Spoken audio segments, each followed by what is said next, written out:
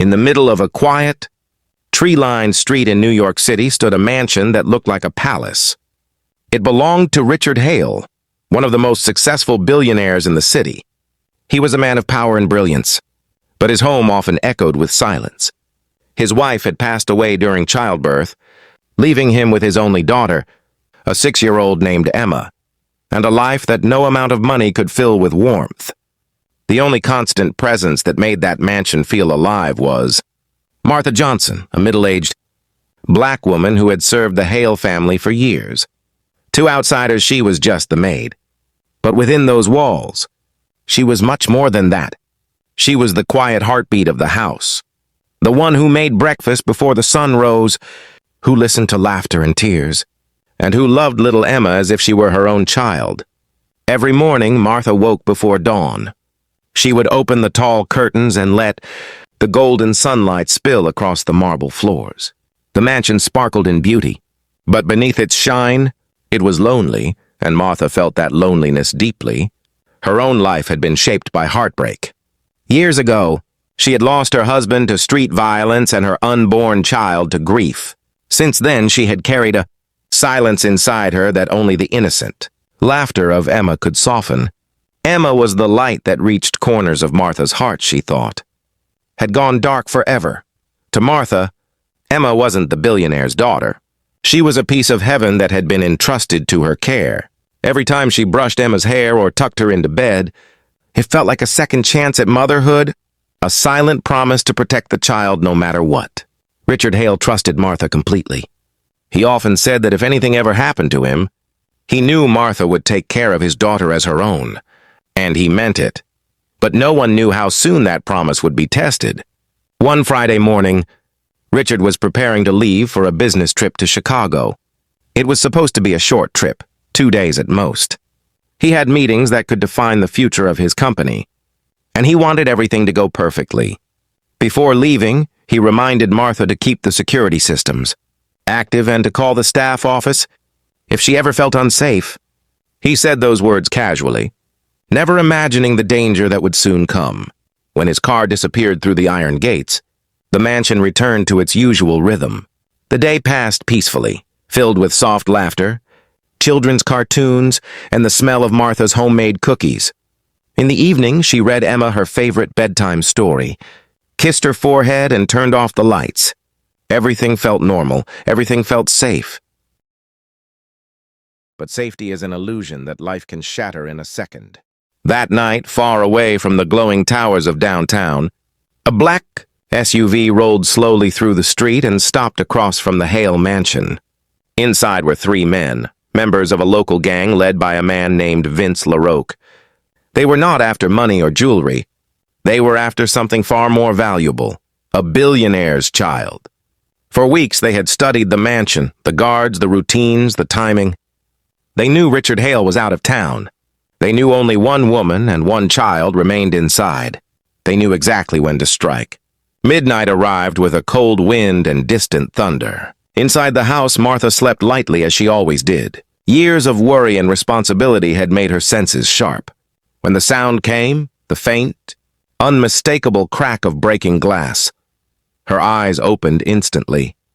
Her heart began to race. She could hear footsteps. Heavy ones, slow, calculated. Fear came like a wave, but her body moved on instinct. She ran toward Emma's room, her bare feet silent on the wooden floor. She reached the child's bed and saw her sleeping peacefully, unaware of the danger closing in around her. Martha's mind raced. She knew there were security alarms, but she also knew these men were professionals. They must have already cut the power. Her only thought now was escape.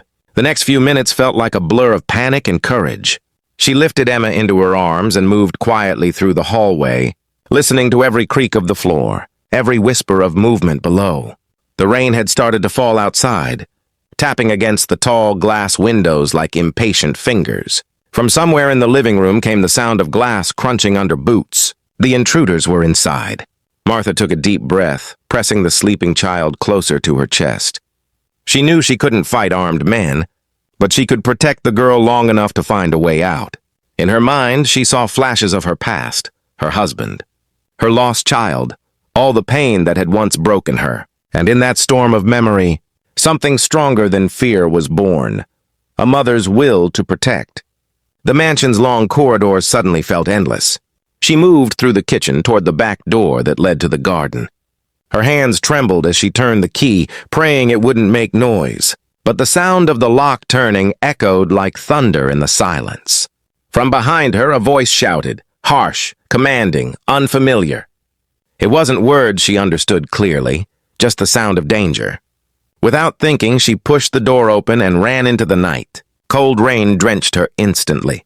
The storm had grown violent, and every flash of lightning revealed the terror on her face. She could hear footsteps chasing after her, men shouting, engines starting.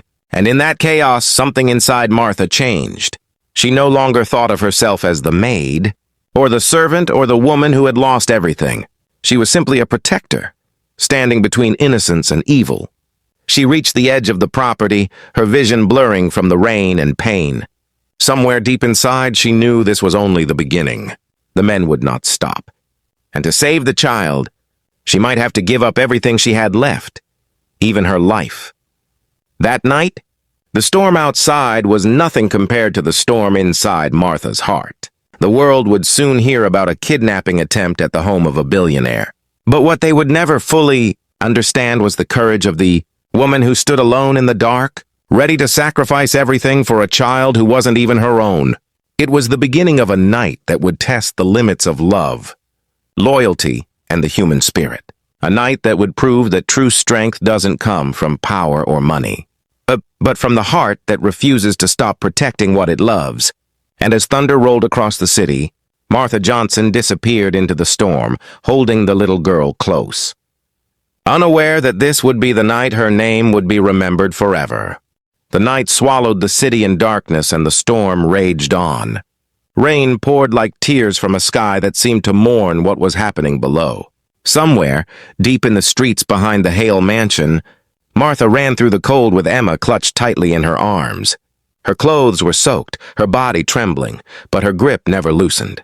Every shadow felt like danger. Every noise made her heart skip. Behind her, she could still hear the echoes of men shouting. Their voices carried by the wind, angry, desperate, hunting. Martha had no plan, only instinct. She knew she couldn't go back home. That place was no longer safe.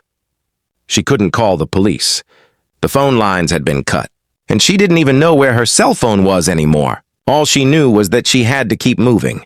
She had to protect the little girl in her arms no matter the cost. The streets were empty, slick with rain and scattered leaves. Martha turned corner after corner, her mind racing faster than her feet. The men were still behind her, and though the storm tried to hide her, she knew they wouldn't give up. To them, Emma was a payday, a fortune waiting to be collected. But to Martha, Emma was life itself. The cold air burned her lungs, and blood still dripped from the wound in her arm, but she pressed on. In the distance, she spotted an old service tunnel. Beneath a bridge, a narrow concrete path that led toward the lower part of the city. It wasn't safe, but it was shelter. She ducked inside, clutching Emma against her chest. The air was damp, the smell of rust and wet metal filling her nose. She sat against the wall, trying to catch her breath. The child was trembling, still half asleep, still unaware of how close they were to death. Martha whispered softly, more to herself than to the girl, words of strength she didn't even know she had. For a few moments, everything was silent except for the distant roar of thunder. Martha looked at her arm. The wound wasn't deep, but it was bleeding steadily. She tore a piece of her apron and tied it tightly around the cut. The pain reminded her she was still alive, and that meant she could still fight. Then, from far away, came the faint sound of engines. The men were still searching. Their voices echoed faintly through the tunnel, distorted by the storm. Martha held her breath. She knew that if they came closer, there would be no escape. Slowly, she stood up and began to move again, deeper into the tunnel. Each step echoed softly, and the light from the street behind her grew weaker. The world narrowed to the sound of her own breathing and the soft heartbeat of the child pressed against her. As she walked, her mind drifted back, not to fear, but to faith. She thought of her husband, of the child she never got to hold, Of all the years she had spent serving others while quietly carrying her pain, she wondered if this night was her purpose, if everything she had lost had somehow prepared her for this one moment. When she finally emerged from the other end of the tunnel, she found herself in the outskirts of the city, a place of empty warehouses and flickering streetlights. The rain had slowed, but the danger hadn't. The men would soon realize where she had gone. She needed somewhere to hide, somewhere safe enough for the little girl to rest. She spotted an old mechanic's garage across the street. The lights were off, but the side door was slightly open. Desperation made her bold. She crossed the street and slipped inside. The smell of oil and metal filled the air. Broken cars sat in silence, their shadows stretching across the floor. Martha gently laid Emma on an old car seat, covering her with her jacket. For the first time in hours, she allowed herself to breathe. Her hands shook as she looked around, searching for anything useful, a phone, a weapon, a first aid kit. She found an old wrench on a table and held it tightly, her fingers trembling but ready. Minutes passed. Then headlights. 2 cars pulled up outside the garage. Her stomach dropped. They had found her. The sound of doors slamming broke the stillness. Boots splashed through puddles. Voices shouted, low and threatening. Martha knew there was no way out this time. She looked at Emma, still asleep, still innocent, still unaware of the evil closing in. And in that moment, Martha made her decision. She picked up the wrench, wiped the rain from her face, and whispered a silent prayer. She had run as far as she could. Now, she would fight. The door burst open. Light from a flashlight cut through the darkness, landing right on her face. Everything after that became chaos. Shouts, footsteps, movement. Martha swung the wrench with all the strength left in her body. It connected with a man's arm. He screamed in pain, dropping his weapon. Another rushed forward, and Martha threw herself between him and the sleeping child. Her body was tired. Her arm burned. Her heart felt like it was being torn apart. But something inside her, something fierce and unstoppable, refused to give up. The men tried to push her aside, shouting for her to move, but she stood her ground. She screamed for them to leave the child, to take whatever they wanted, but not her. One of them struck her across the face, and she fell to the ground, dizzy, gasping for air. The wrench rolled away. The world spun around her. But even as blood filled her mouth, she crawled forward, reaching out to block their path once more. She was only one woman, unarmed, wounded, outnumbered. But her heart was the strongest thing in that room. One of the men raised his gun, pointing it at her. She didn't move. She didn't beg. She only whispered words that no one could hear over the storm. Outside, lightning flashed, lighting up the room for a brief second. And in that light, Martha's eyes didn't show fear. They showed something greater. Defiance. Love. And then, a gunshot. The sound echoed through the empty streets. The storm roared louder, as if the heavens themselves were crying. When silence returned, the men panicked. Sirens could be heard in the distance. Someone had called the police. They fled, leaving the garage doors swinging open, rain pouring in once more. Inside, the child stirred, slowly waking, and beside her, Martha lay still. Her hand was stretched out toward Emma, as if even in her final moment she had refused to let go. The rain washed away the blood on the floor. The sirens grew closer. That night, the city would hear the story of a kidnapping that failed and of a billionaire's daughter found alive in an old garage, and of a maid who had given her life to save her. But the world would never truly know the strength it took, the pain she endured, or the love that had driven her. Because real heroes rarely wear capes. They don't make headlines. They simply act, guided by something pure and selfless that no one can ever repay. And somewhere, as dawn broke and the storm faded, the first light of morning touched the quiet face of Martha Johnson, the maid who gave everything for love. She was gone. But her love remained, in every breath the little girl took, in every heartbeat that continued, because she chose courage over fear. That was Martha's legacy, not wealth, not fame, but sacrifice. A kind of love the world too often forgets, the kind that doesn't count the cost. The storm ended with the dawn. The city that had raged in thunder now stood still beneath a pale sky. Streets were wet and quiet, as if the whole world was mourning. In an old mechanic's garage on the edge of the city, flashing red and blue lights painted the walls. The echo of police radios filled the air, mixing with the steady hum of rainwater dripping from the roof. Emma Hale sat wrapped in a blanket, trembling. She was safe, untouched, but her tiny face was pale, her eyes wide, not with fear anymore, but confusion. She didn't understand why the woman who had promised to never leave her wasn't moving. Beside her, Martha Johnson lay motionless. The paramedics had tried, but her heartbeat had faded long before help arrived. She was gone, her body still, her face calm, as if she had simply fallen asleep after a long night's work. One of the officers carefully covered her with a white sheet, whispering something under his breath. A quiet prayer for a stranger who had died protecting another man's child. Hours later, a private jet touched down at JFK Airport. Richard Hale had been mid-meeting when his phone rang. At first he thought it was a mistake, a misunderstanding. But the moment he heard the words, "Your daughter," and "attack," the world around him shattered. The billionaire who had built an empire with logic, precision, and power suddenly couldn't think at all. His hands shook as he boarded the company jet, his mind trapped between fear and disbelief. By the time he reached the hospital, Emma had already been examined. The doctor said she was fine. No physical harm, just shock. But when Richard entered the room and saw her sitting there, clutching Martha's necklace in her little hands, something inside him broke. She didn't run to him. She didn't speak. She just looked up, her voice small and broken, and all she said was, "Daddy, Martha's gone." Those words hit him harder than any bullet could. He dropped to his knees beside the bed, pulling his daughter into his arms. For the first time in years, tears fell down his face, not the quiet, hidden kind, but deep, uncontrollable sobs that came from a place far beyond grief. He wanted to speak, to tell her everything would be okay, but he couldn't lie. Because it wouldn't. It never would. The police investigation was quick. The gang responsible was found within a week, 2 of them dead after a shootout, 1 in custody. They confessed everything. It had been planned carefully. They had expected easy money, not a fight. They hadn't expected a maid to stand between them and a fortune. When the report reached Richard's desk, he read it alone in his office. The paper trembled in his hands. Each line felt like a knife.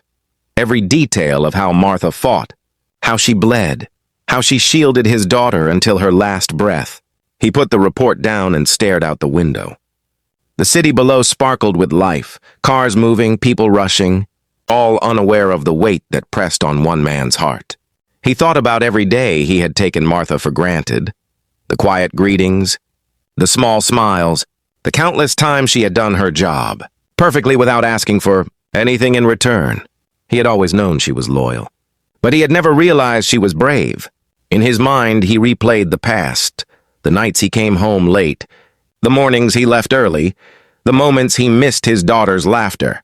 Martha had been there for all of it, filling the void he left behind, giving Emma the warmth he couldn't find the time to give. And now she was gone because he hadn't been there, because his world, his money, his business, his power had blinded him to what truly mattered. Guilt became a shadow that followed him everywhere. He couldn't sleep without seeing her face. He couldn't eat without remembering how many times she had served him meals in silence. For days he didn't speak to anyone.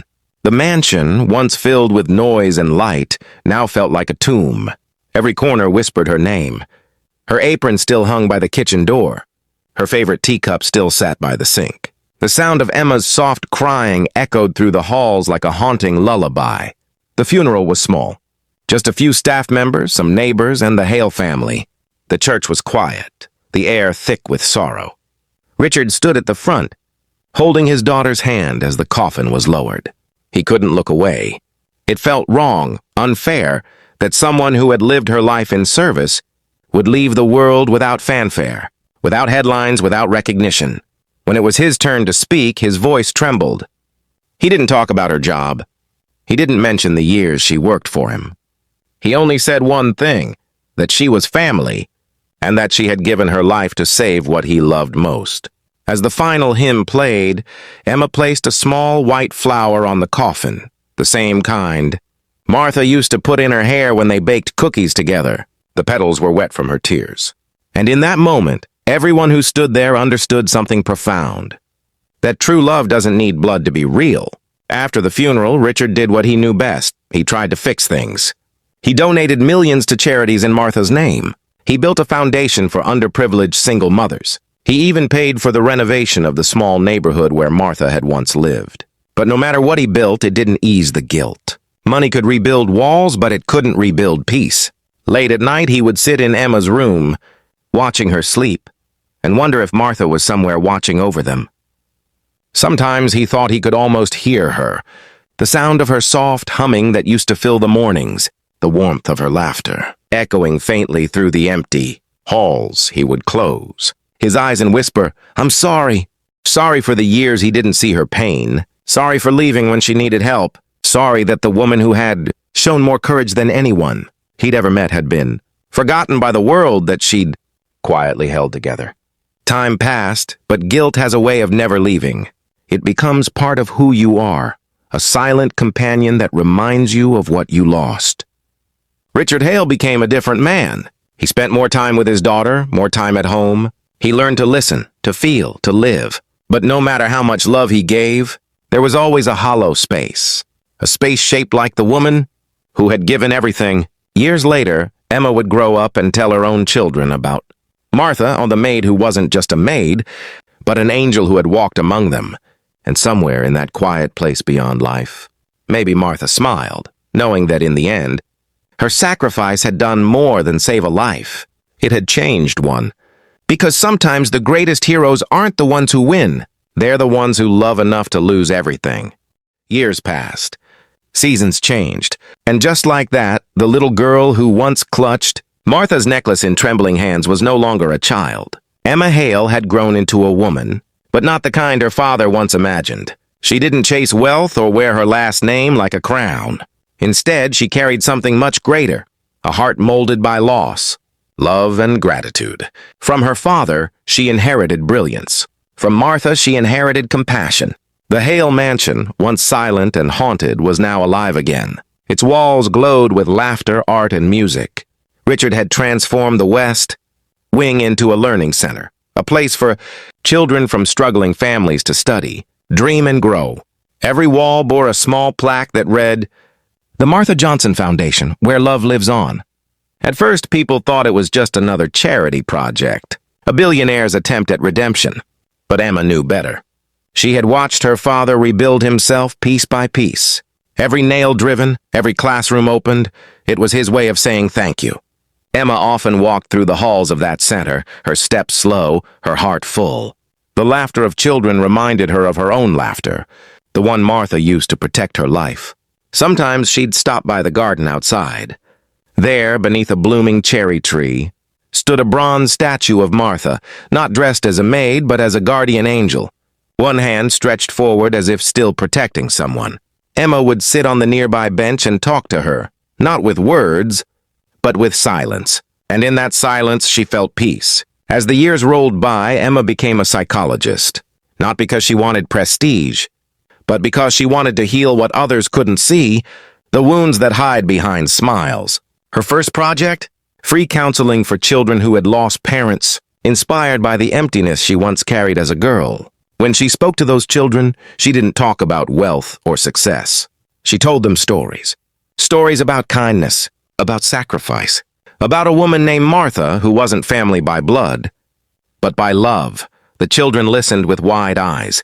Some cried, some smiled, but every single one of them walked away knowing that love could come from the most unexpected places. One evening, as the sun set over New York, Emma sat on her father's porch with 2 cups of tea, one for her, one for him. The golden light painted their faces in warmth. Richard was older now, his hair gray, his voice softer, his soul gentler. They didn't talk much. They didn't have to. The silence between them wasn't heavy anymore. It was peaceful, the kind of silence that feels like understanding. After a while, Richard broke it.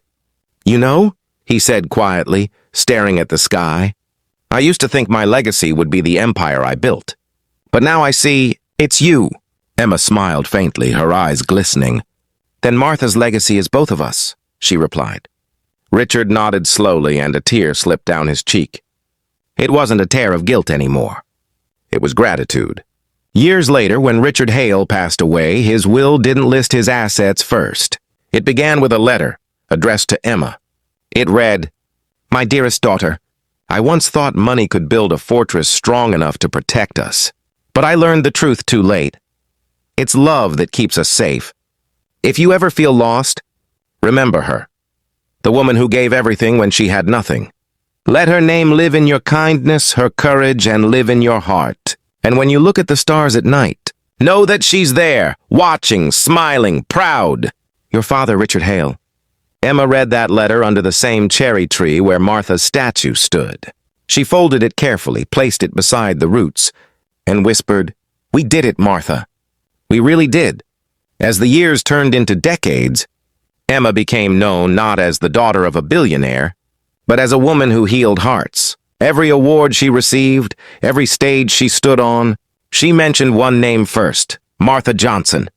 She told the world that love isn't measured by blood or money, but by the moments we choose to stand for someone else. Her voice would tremble when she said it, and every time the crowd would rise to their feet, not for her, but for the woman whose legacy had shaped her life. In the quiet corners of the city, the Martha Johnson Foundation continued to grow. Thousands of children learned, laughed, and dreamed within its walls. Each one carried a story, not of tragedy, but of transformation. And somewhere beyond the reach of time and memory, maybe Martha was smiling. Her spirit wrapped around the lives she had unknowingly touched. Because though she left the world long ago, her love never really left. It lived with every child who dared to dream, in every tear that turned into strength, and in every heartbeat that remembered what it means to be human. And that was Martha's legacy, not written in stone or money, but in love. Pure, quiet, eternal love. Years had passed since that stormy night, when the world changed for Emma. Hale, the little girl who once hid behind her protector, Martha Johnson had grown into a woman of compassion, courage, and purpose. The city that had once seemed so vast and indifferent now felt smaller, quieter, more intimate, because Emma carried within her a legacy that could never fade. She often thought about Martha, not with sorrow but with a sense of sacred responsibility. Martha had taught her that love is action, that courage is quiet but eternal, and that one life, given selflessly, can ripple through countless others. Emma had built her life around that lesson. She had devoted herself to children in need, to families who had no one to protect them, to hearts lost in darkness. Every program she started, every speech she gave, every hand she held in comfort, it carried Martha's imprint. And one autumn evening, Emma stood on a grand stage before a global audience. The crowd was diverse, thousands of faces, thousands of stories, but they had all come for one reason: to hear about the woman who had changed a billionaire's world through sacrifice and love. She looked out at them, her chest rising and falling with emotion. She thought of the little girl she once had been, terrified, small, helpless, and the woman who had held her when she could not hold herself.